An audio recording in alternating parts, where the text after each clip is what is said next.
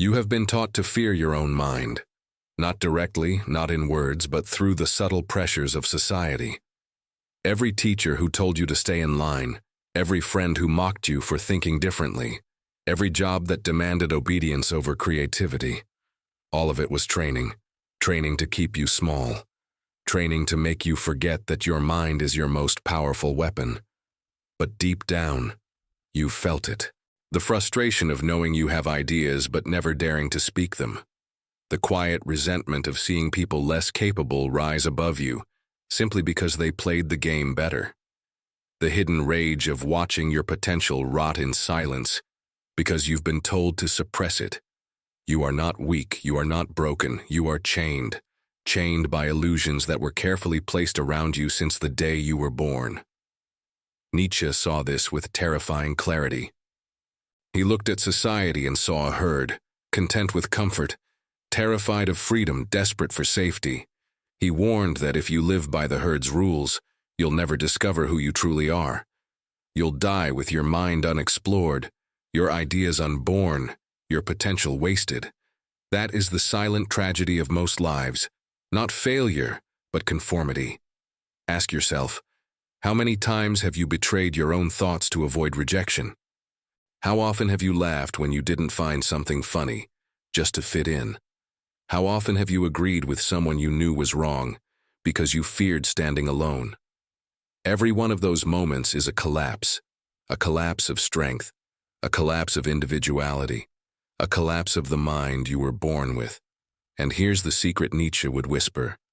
Each collapse may feel small, but over years, they destroy you. They eat away at your spirit. They turn you into something replaceable, and the world doesn't even notice when you disappear, because you never allowed yourself to be unforgettable in the first place. You know this pain.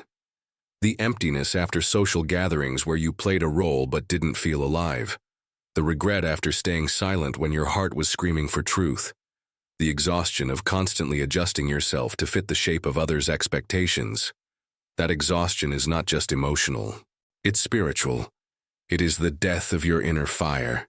Nietzsche believed the greatest crime was not suffering, it was wasting yourself in mediocrity. He wrote that man is something to be overcome, not preserved. And what he meant is this: you cannot stay as you are. If you cling to safety, to comfort, to fitting in, you are already dead. Life demands transformation. The only question is, will you choose it? Or will the herd crush you into sameness? Pause here and think. If you vanished tomorrow, how many people would truly notice?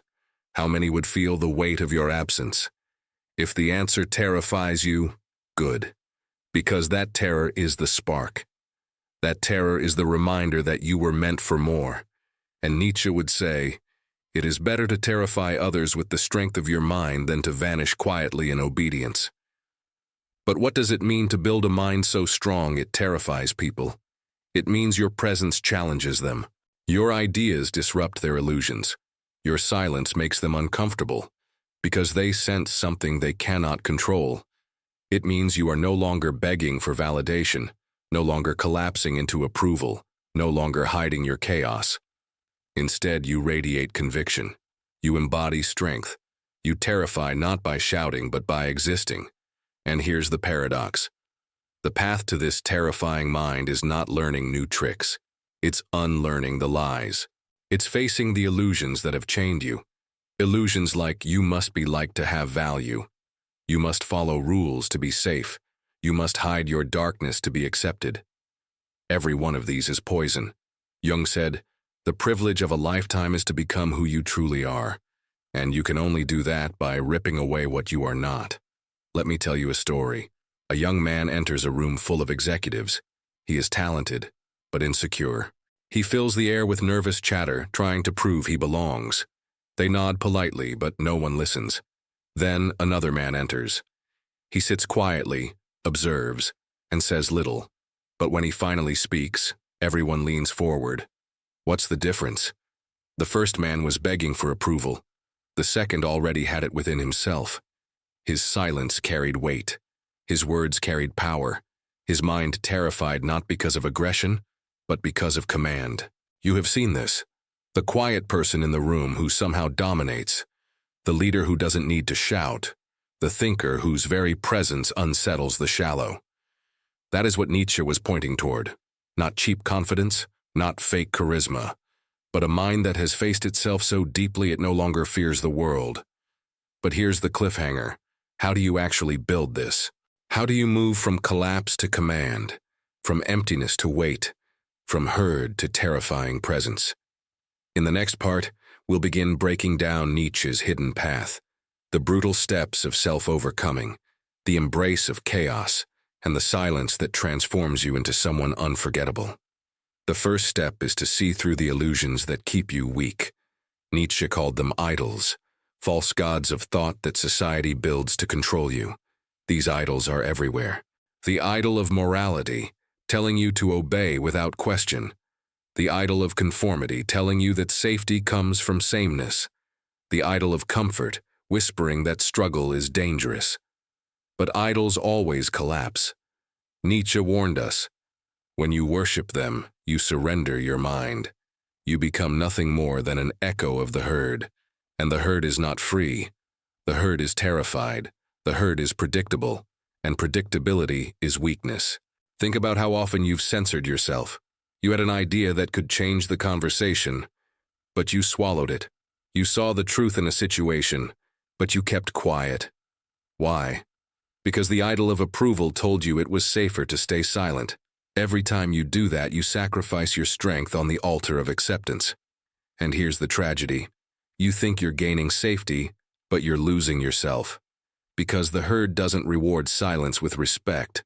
They reward it with invisibility. And invisibility is death for the mind. Nietzsche didn't want you to be polite. He didn't want you to be safe. He wanted you to risk yourself, to stand out, to walk into the abyss of rejection and come out unbroken. He said, "The higher we soar, the smaller we appear to those who cannot fly." And this is the key.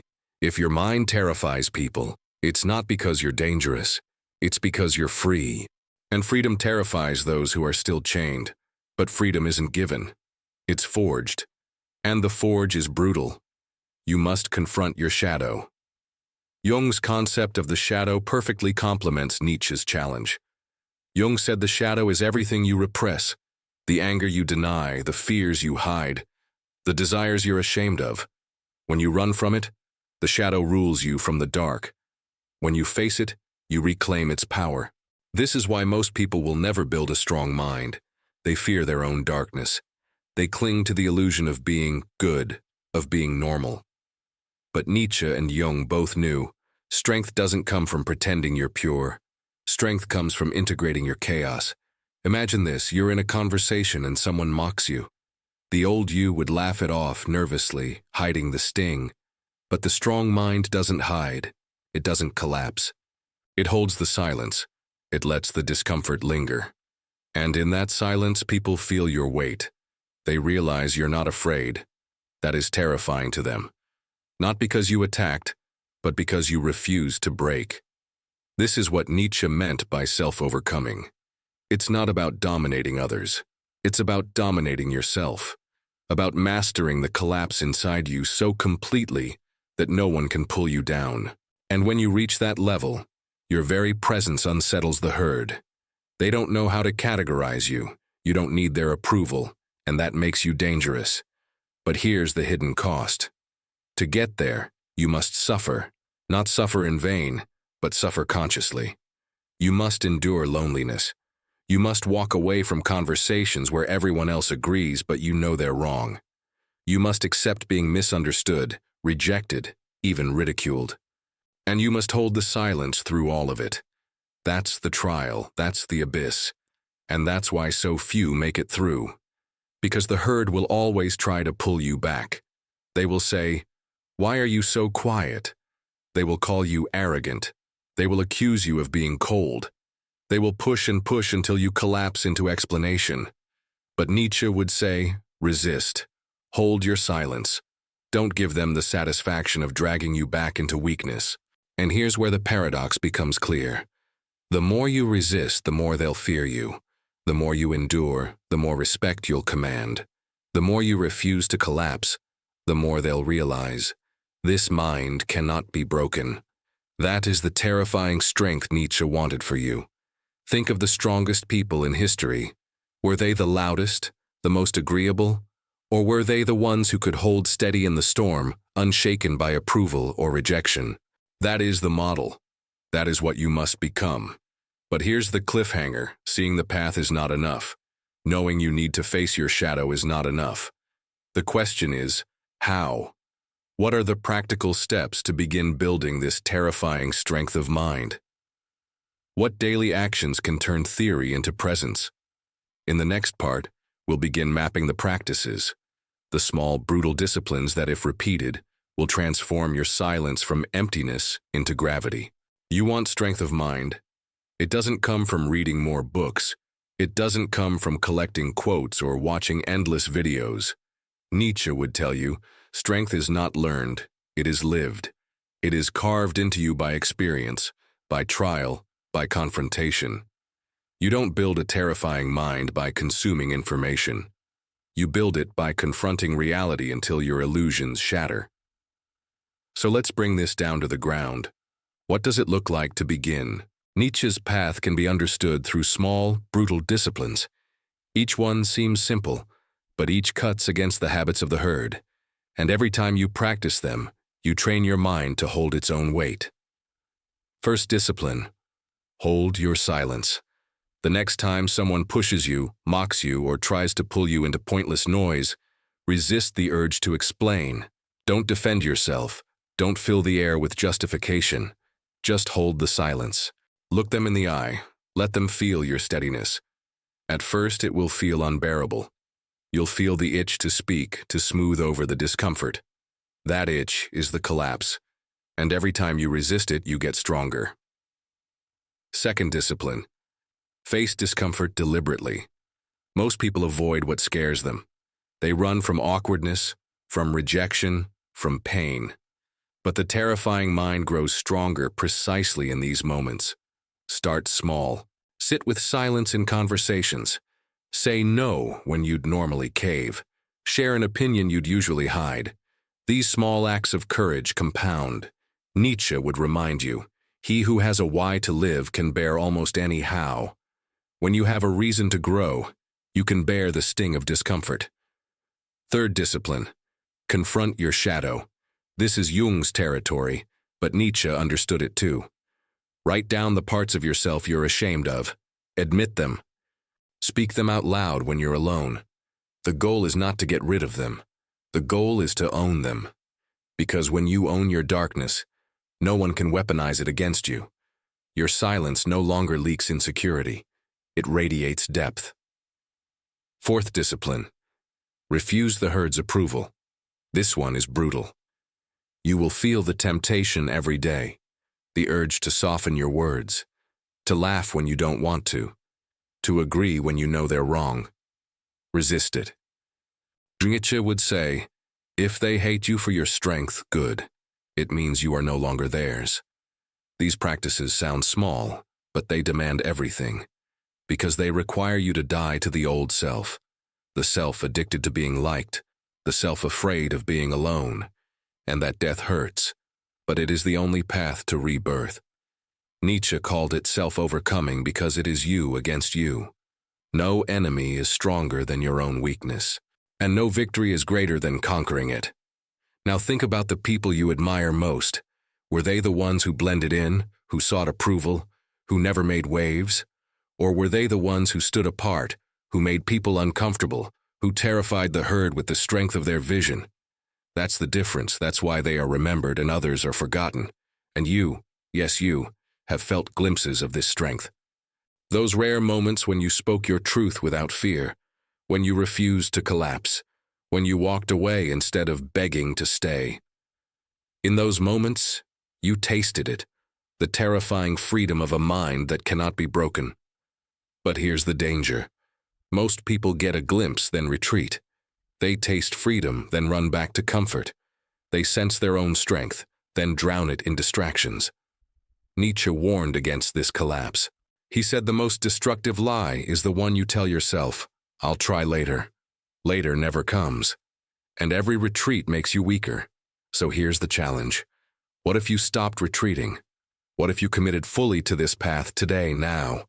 What if you decided that from this moment forward, you will no longer beg, no longer explain, no longer collapse?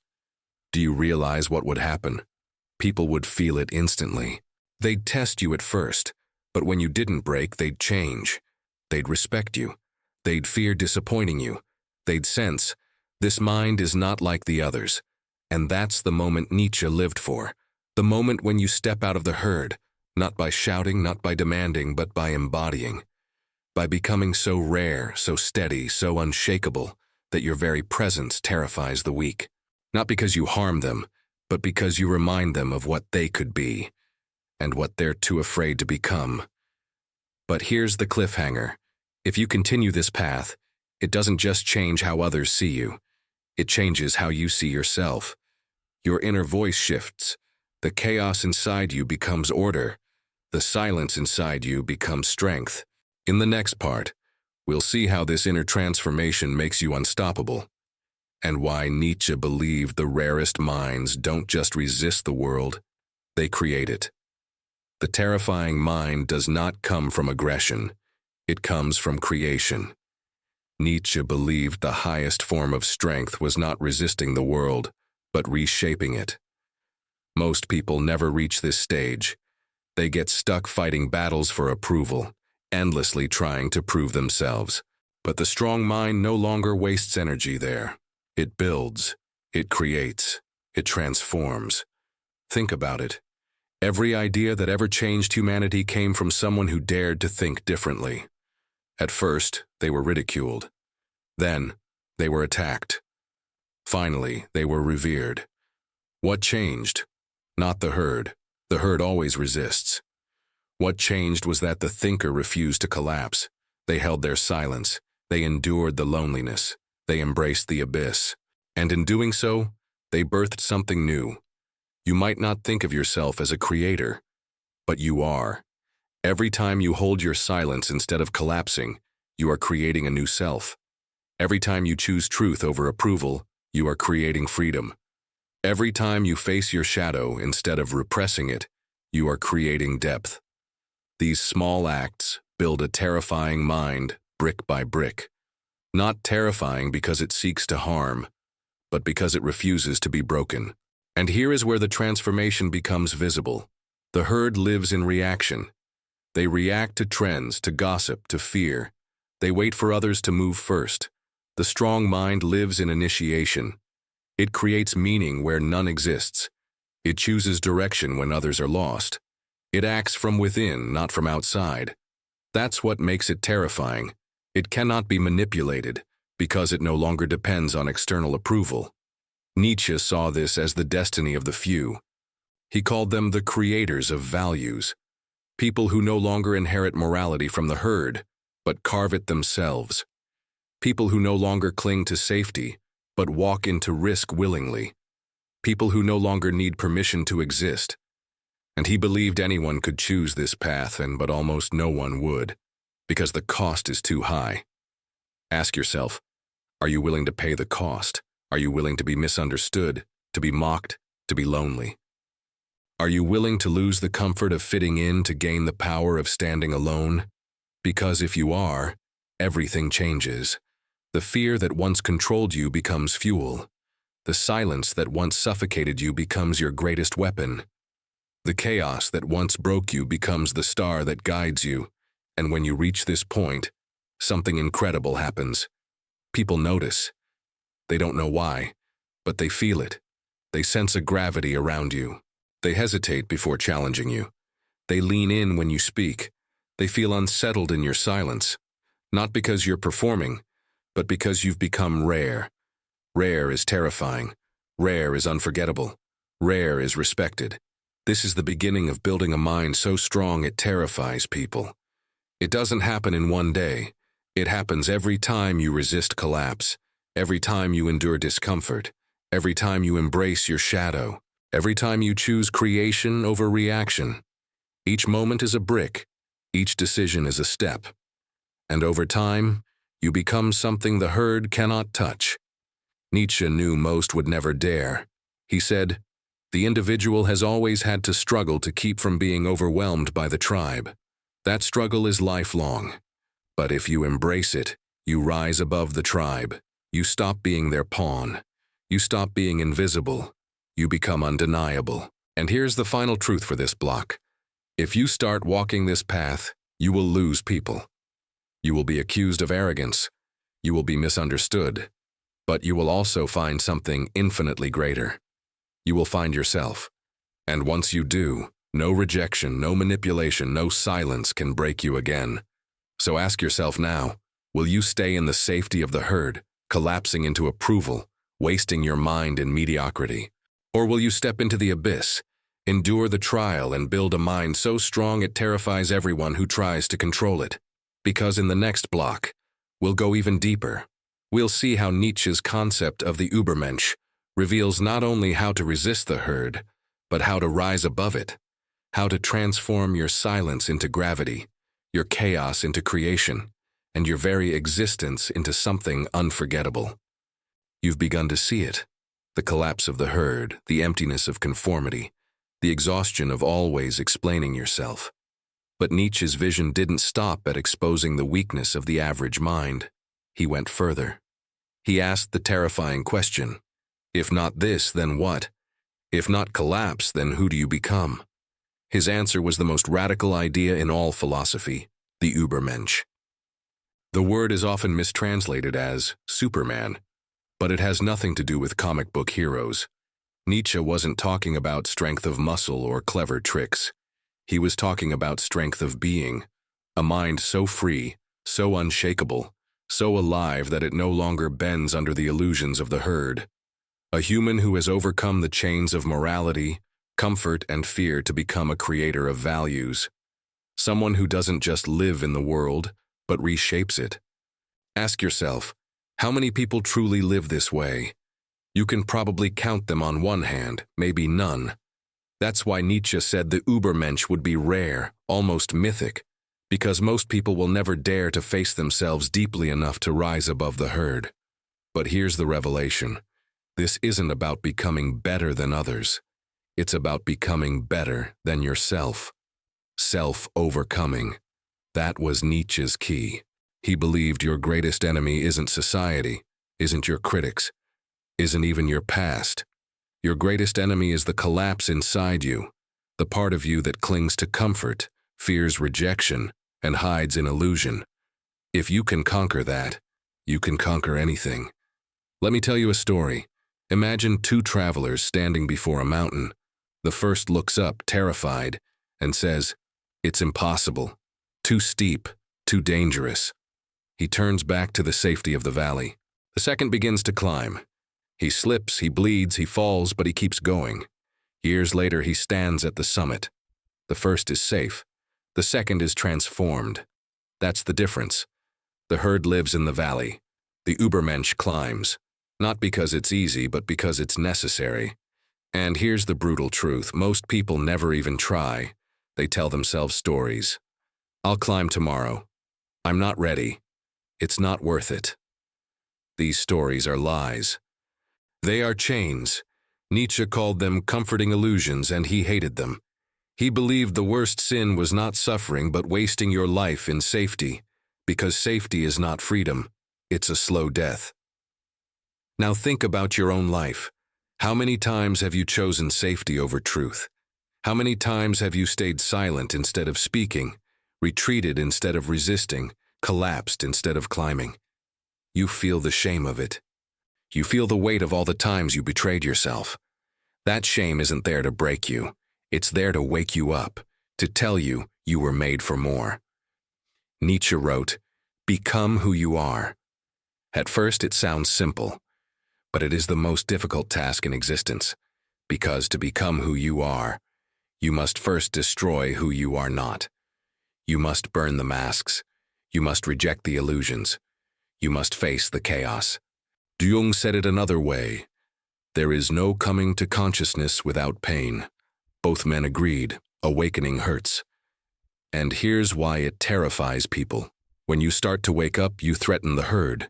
They see your silence and they call you arrogant. They see your strength and they call you dangerous.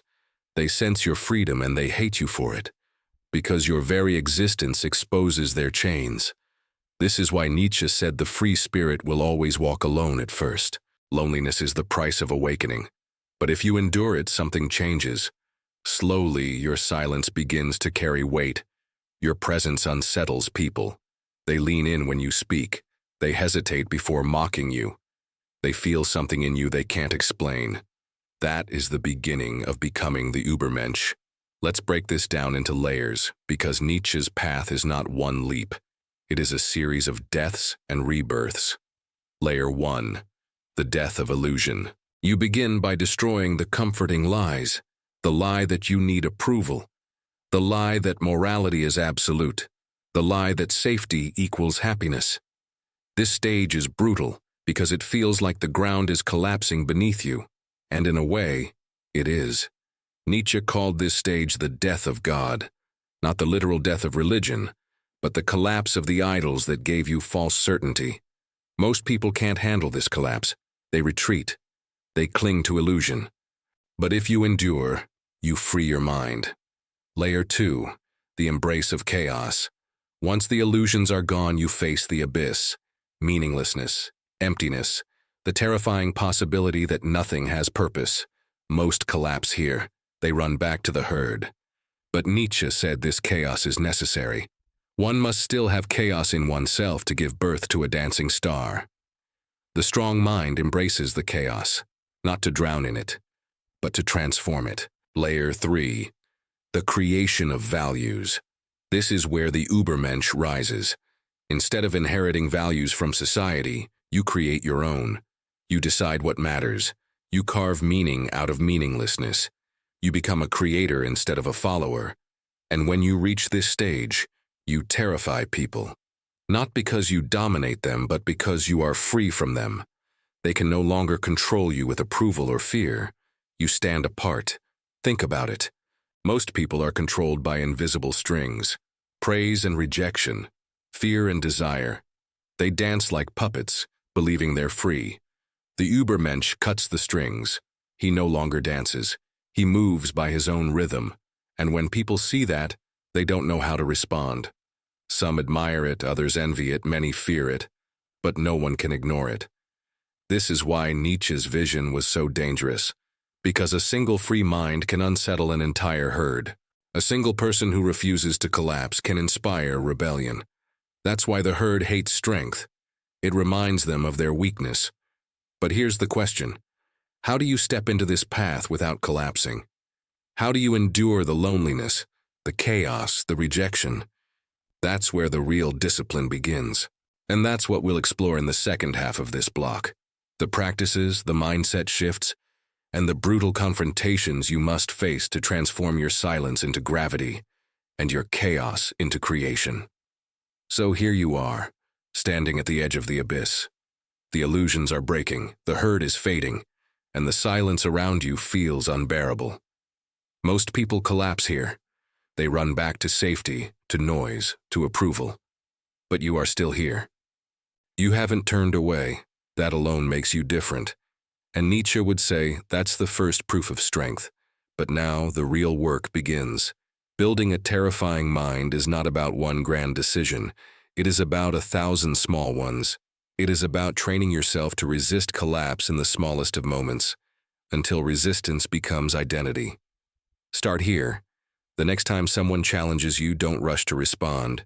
Feel the weight of the silence. Let it breathe. Notice how the room shifts. People hate silence because it reveals the truth. And when you hold it, you become the mirror in which their weakness is exposed. That mirror terrifies them, because it shows them who they are and who they are not. This is the power Nietzsche wanted for you. Not the power of shouting, but the power of stillness. Not the power of aggression, but the power of command. When you embody it, people will begin to fear disappointing you more than they fear your anger. Because anger can be dismissed, but presence cannot. And yet, you must be careful here.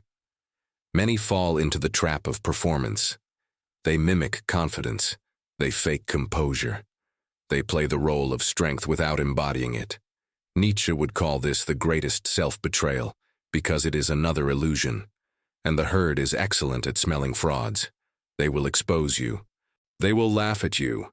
They will devour your mask. So what's the alternative? Authenticity, brutal authenticity. Instead of pretending to be strong, you must become strong. Instead of wearing a mask of control, you must build real control.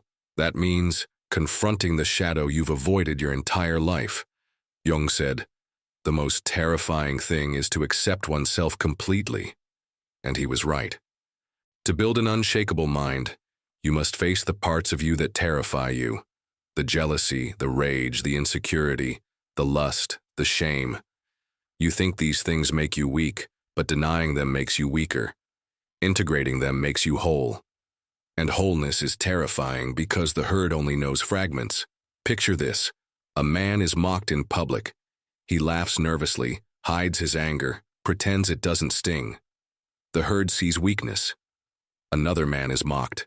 He feels the anger, but he doesn't collapse. He lets it exist. He holds it in silence, steady eyes, calm presence. The herd sees depth. They feel something they cannot explain.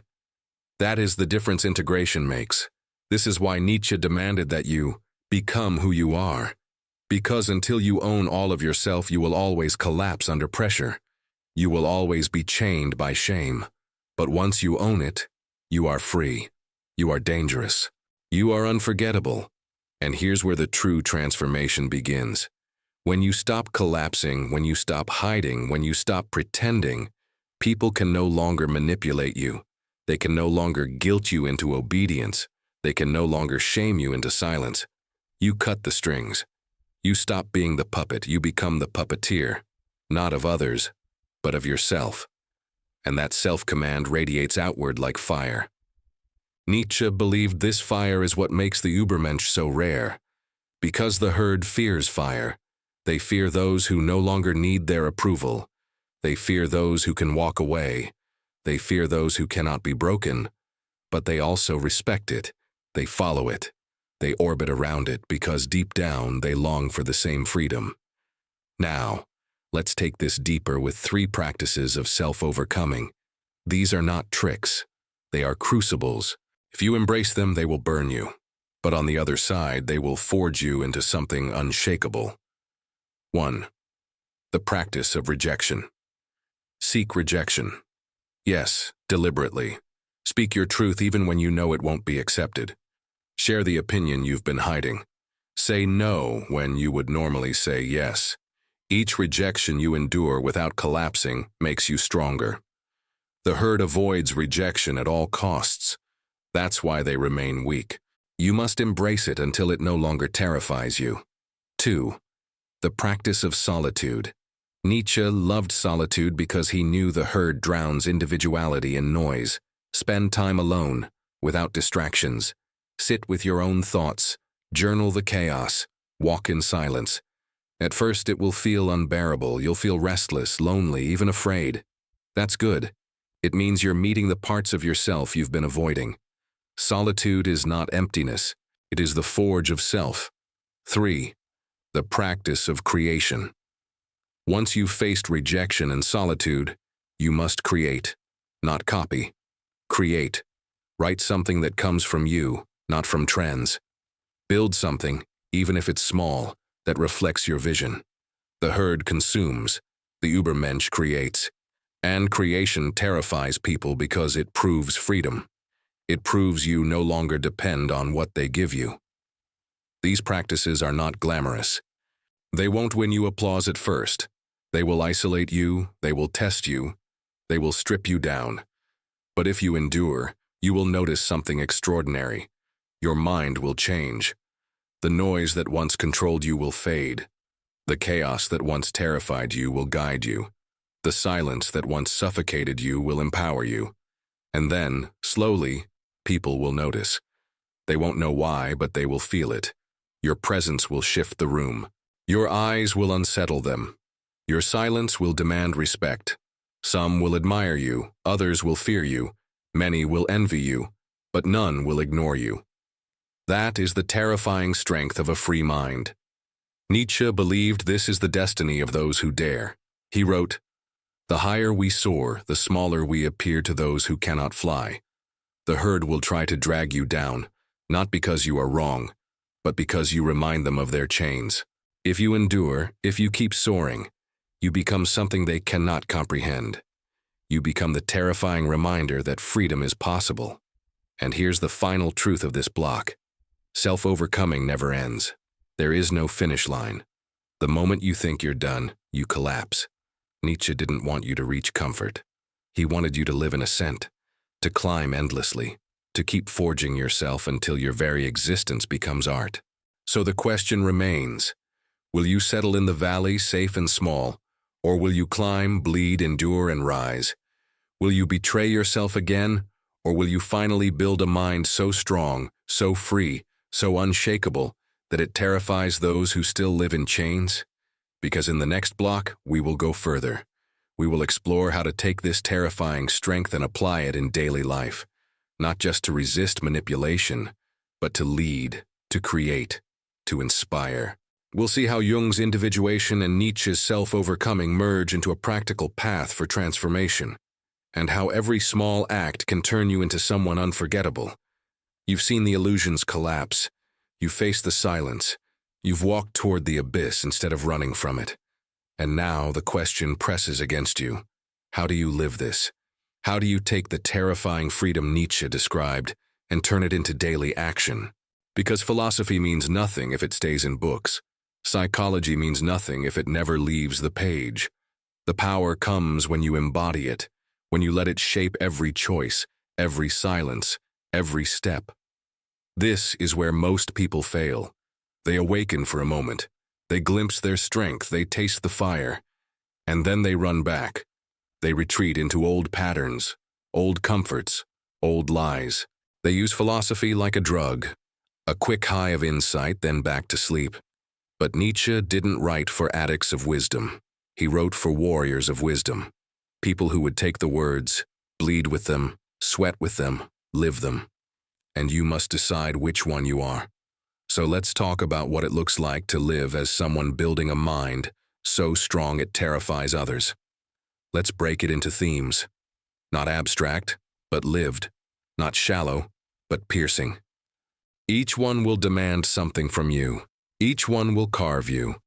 And each one will end with a question you must face alone. Theme 1.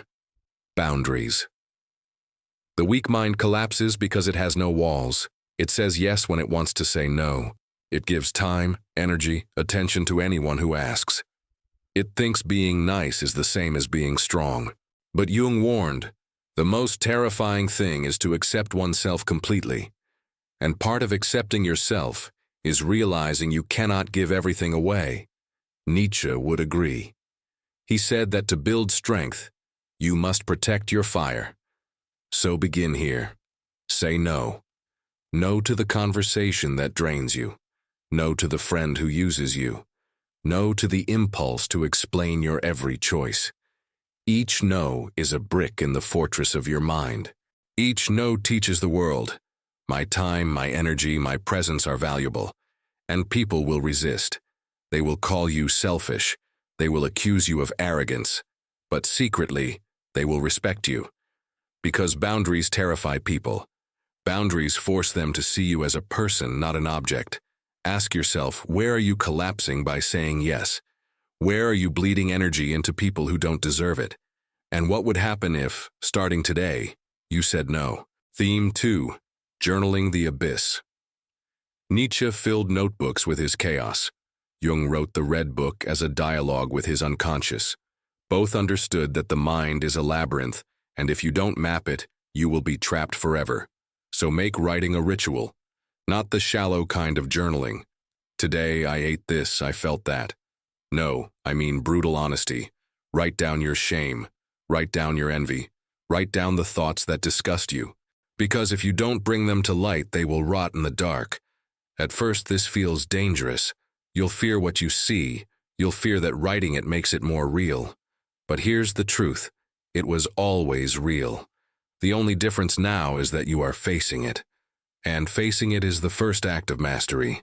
Jung said, Until you make the unconscious conscious, it will direct your life, and you will call it fate. Journaling rips the mask off fate. It shows you the machinery of your collapse. And once you see it, you can begin to bend it. Ask yourself, what truth about yourself have you been too afraid to admit? And what would happen if you wrote it down tonight, in full, without filters? Theme 3. Silence as discipline. Silence is not just the absence of words. It is a weapon, a practice, a crucible. Most people cannot endure 10 seconds of silence without collapsing into nervous chatter. That's why their presence carries no weight. So begin training yourself in silence. In conversations, let pauses stretch. When accused, don't rush to defend. When uncertain, hold still. At first, the silence will feel unbearable. It will feel like death. And that's because the old self is dying. Nietzsche wrote, "He who cannot command himself will always be commanded." Silence is command. It tells the world, I am not desperate to be understood. I am not terrified of being misjudged. I am unshakable in stillness. And when people feel that, they lean in. They respect you without knowing why. Silence terrifies them because it exposes their own weakness, but it strengthens you because it proves you no longer collapse. Ask yourself, how often do you fill silence out of fear? And what would happen if, starting tomorrow, you let silence speak for you? Theme 4. Facing rejection. The herd avoids rejection like fire. They build their whole lives around being liked, being accepted, being approved.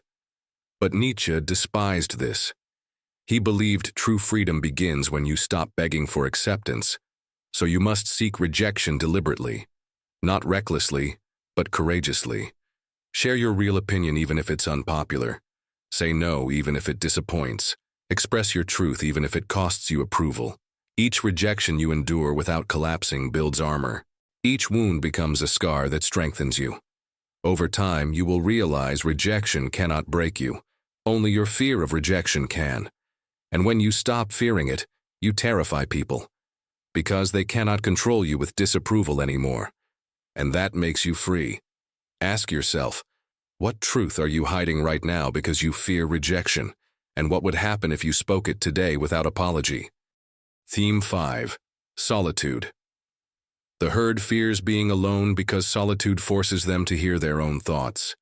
They drown in noise because silence reveals their emptiness. Nietzsche sought solitude in mountains. Jung confronted visions in silence. Both knew. You cannot build a terrifying mind if you are addicted to company.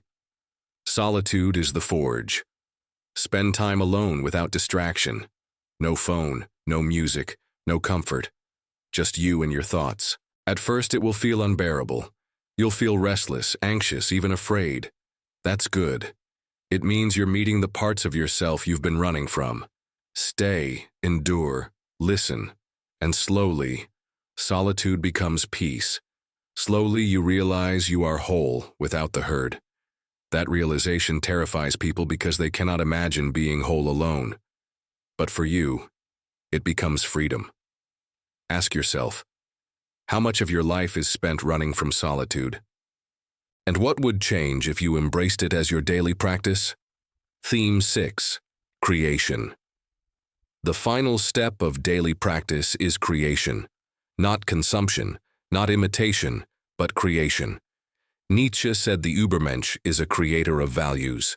Jung believed individuation was the process of birthing a new self. Both point to the same truth. Strength is proven not in what you resist, but in what you create. So create something daily. Write, build, draw, design, plan. Doesn't matter what. What matters is that it comes from you. Not from trends, not from approval, but from your vision. Creation terrifies people because it proves you are free. It proves you no longer depend on what they give you. It proves you can stand alone. Ask yourself, what is inside you right now that is waiting to be created? And what excuse is keeping you from bringing it into the world? When you live these themes daily, boundaries, journaling, silence, rejection, solitude, creation, something shifts. Slowly, your presence changes. You stop explaining yourself. You stop apologizing for existing. You stop collapsing into noise. Your silence becomes gravity. Your shadow becomes strength. Your chaos becomes creation. And people notice. They can't help it. They feel it when you walk into a room. They sense it in your eyes. They hear it in your pauses. And it unsettles them. Some admire you, some envy you, some fear you, but all respect you. Because they know, consciously or not, that your mind is not like theirs. Your mind terrifies them because it is free. But here's the warning Nietzsche would give. The moment you think you've arrived, you collapse. Self-overcoming never ends. There is no finish line. The strong mind doesn't reach comfort. It lives in ascent, always climbing, always burning, always creating. That's why it terrifies people. It cannot be predicted. It cannot be contained. It cannot be stopped. So here you stand at the edge of another choice. Will you practice these disciplines until they reshape you? Or will you retreat into comfort, telling yourself you'll start later? Remember this. Later is the lie of the weak. Later is the language of collapse. The terrifying mind says, now. And in the next block, we will reach the climax. We will see what happens when you fully embrace this path. How your transformation doesn't just protect you from manipulation, but turns you into someone unforgettable. Someone who doesn't just resist the herd, but bends the world around them by presence alone. You've seen the illusions collapse. You've faced your shadow. You've endured solitude. You've practiced silence, rejection, creation. And now the question presses against you like fire. What does it mean to live transformed? What happens when the terrifying mind is not just an idea, but a reality? Nietzsche believed this was the rarest state a human could reach. He called it self-overcoming, the continual act of becoming more than you were yesterday. Not once, not twice, but endlessly. He saw it as the destiny of the few, the Übermensch, the creator of values, the one who terrifies the herd not by cruelty, but by freedom. Jung echoed it in his own way. He called it individuation, the process of becoming whole, of uniting the shadow and the self, of becoming a complete human being. But what does this look like in daily life? Let's paint the picture. You walk into a room. The old you would have rushed to speak, desperate to be liked. The transformed you doesn't rush. You take your time, you observe. You hold silence until your words are necessary. And when you finally speak, people listen. Not because you force them to, but because your presence commands it. You enter a conflict. The old you would have collapsed into apology or defensiveness. The transformed you doesn't collapse. You don't attack. You don't beg. You stand still. Your silence unsettles them. Your steadiness disarms them. They realize you cannot be manipulated, and suddenly the power shifts. You face rejection. The old you would have felt broken, ashamed, desperate to win back approval. The transformed you doesn't flinch. You see rejection as a test. You endure it, and in enduring, you grow stronger. And in that moment, the other person realizes they have no control over you. That realization terrifies them, because most people can be bent by rejection. You cannot. This is the essence of the terrifying mind. It is not about harming others. It is about embodying such freedom, such self-command, that others cannot help but feel it. They respect it. They envy it. They fear it. But above all, they cannot ignore it. And here's the deeper truth. When you live this way, your life itself transforms. In relationships, you stop chasing those who don't value you. You stop collapsing into unhealthy dynamics. You hold boundaries, and those who cannot respect them leave. Good, because only those strong enough to stand beside you remain. In work, you stop begging for recognition. You stop diluting your ideas to fit in. You bring forward your vision, your truth, your creation. At first, people resist, but over time they realize you are indispensable, because originality cannot be replaced. In yourself, you stop fearing silence. You stop drowning in noise. You stop running from solitude. You realize you are whole, not because the world validates you, but because you have integrated yourself. You carry your shadow openly. You own your chaos. And that ownership radiates strength. Nietzsche believed that those who reach this point become rare, unforgettable, almost mythic, not because they sought power, but because they embodied it. Their very presence bends the world, and history remembers them not as copies of the herd, but as originals. But let's be honest, this path is brutal. It costs you comfort, it costs you approval, it costs you the false safety of fitting in. People will resist you, they will test you, they will mock you, they will call you arrogant, and in those moments you will be tempted to collapse. That's why Nietzsche's philosophy is not for everyone. It is only for those who can endure the storm. And yet, if you endure, the rewards are beyond imagination. You gain freedom, you gain authenticity. You gain a mind so strong that no manipulation, no rejection, no emptiness can break it. You become the one people turn to in chaos, the one who doesn't collapse when others fall, the one who terrifies not by force but by presence.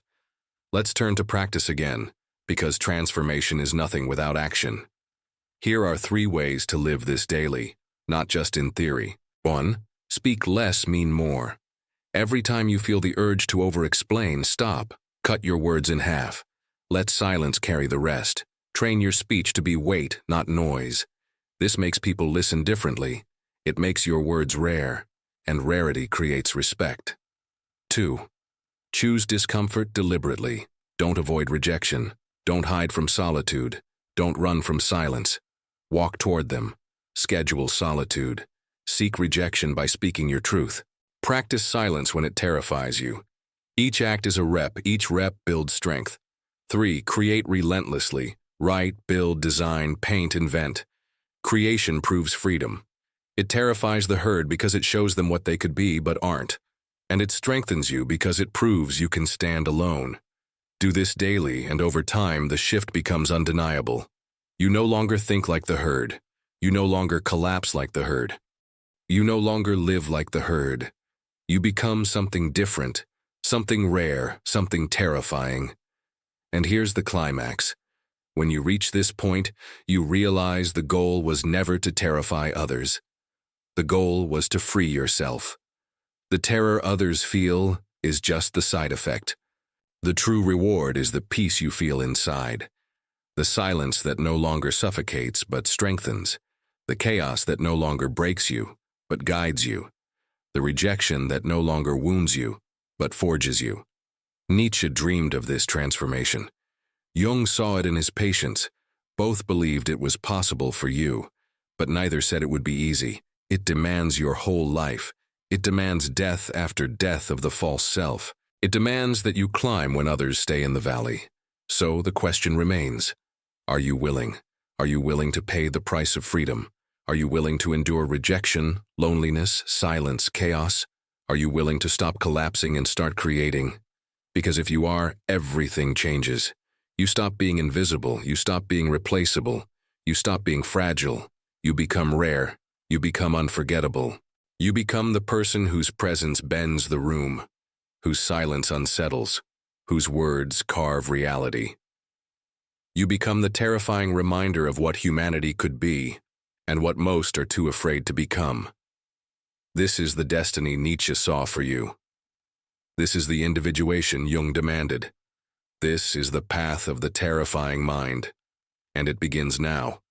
So ask yourself, will you remain in the herd, collapsing into comfort, wasting your mind in mediocrity? Or will you rise, endure, create, and become someone the world cannot ignore? Write it in the comments.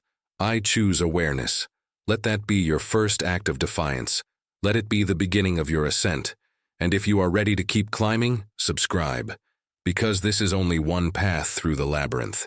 The next video will take you even deeper into the hidden truths, the shadows, and the revelations that will forge you into something unforgettable.